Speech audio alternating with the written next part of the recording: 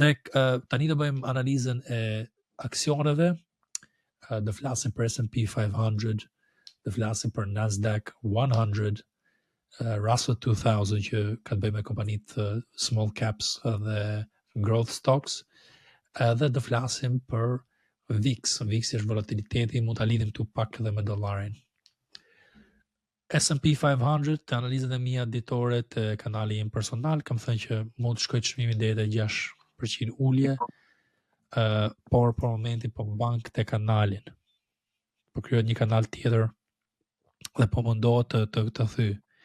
Jemi tani te një all time high, me ndonjë lajm pozitiv që mund të dali me normat e interesit gjatë javës tjetër, mund shty për lart dhe të krijojë një new high dhe të shkojmë në nivele ku mendojmë ndoshta 7 mishja mund të ishte një zonë tjetër.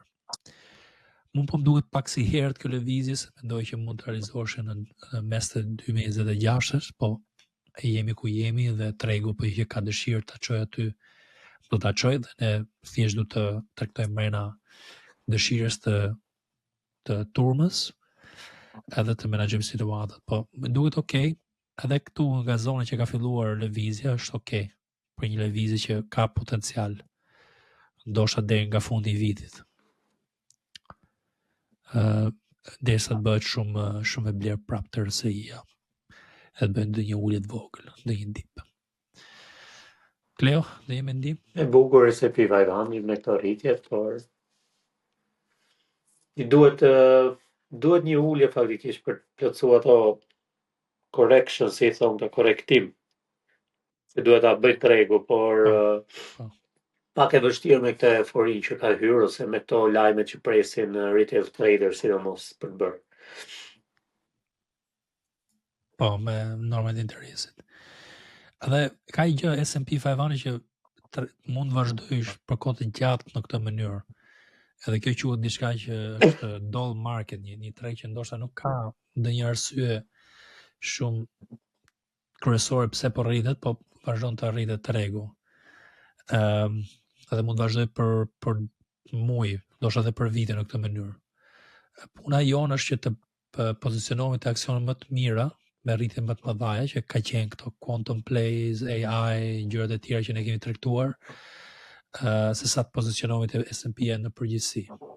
Ideja është që të bëjmë, kur S&P bën 1%, të bëjmë 3%, edhe thjesht e kemi si orientim S&P-n, se çfarë po ndodh me psikologjinë e tregut. Unë të paktën kështu e shikoj. Më duket okay, Kleo, mendoj që mund vazhdoj për lart. Çekojmë si do reagoj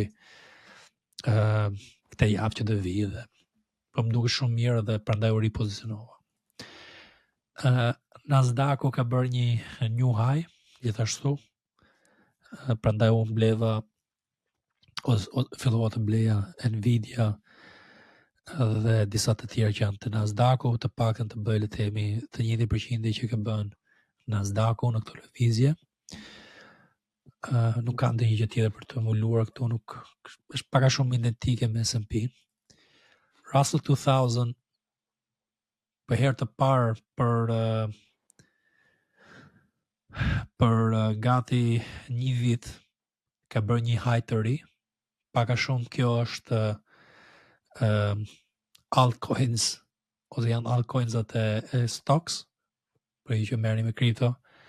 Dhe ka bërë një all time high për herën e parë për një vit tani.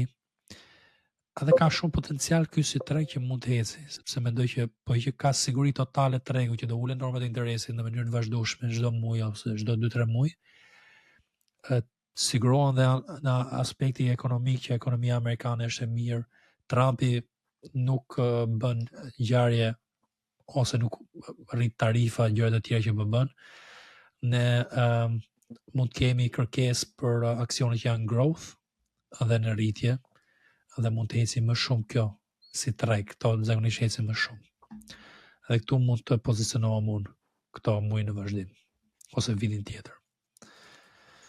Russell, VIX-i, patëm këtë lëvizje për lart, dhe thyrjet e kësaj lëvizje të trendi që ka mbuluar përpara disa javësh, edhe në besoj dhe të kanali im personal, patëm këtë shitje ku kap këtë zonë, e kam mbuluar nuk në javën e kalume, të podcastit që ku kap këtë zonë, zakonisht shitet, ose ullet prapë viksi. Dhe ja ku e keni ulljen që ka bërë, edhe vazhdon të ullet. Tani po hyn të një zonë që është e sigurt, ndjeti sigurt tregu dhe mund të ullet dhe më thellë. Për mendimin tim, Kleo, viksi mund të shkojë deri te 14 prap, që bën që tregu do rritet deri për një haj. Mund të shkojë deri te 7000 mendoj. Shumë po më duket. Shiko. Të shikojmë. Qa? I paparashikueshëm, Bix. A shikojmë. Po. Ja, se di unë këtë mendoj. Ta shikojmë javën tjetër, si do eci parashikimi.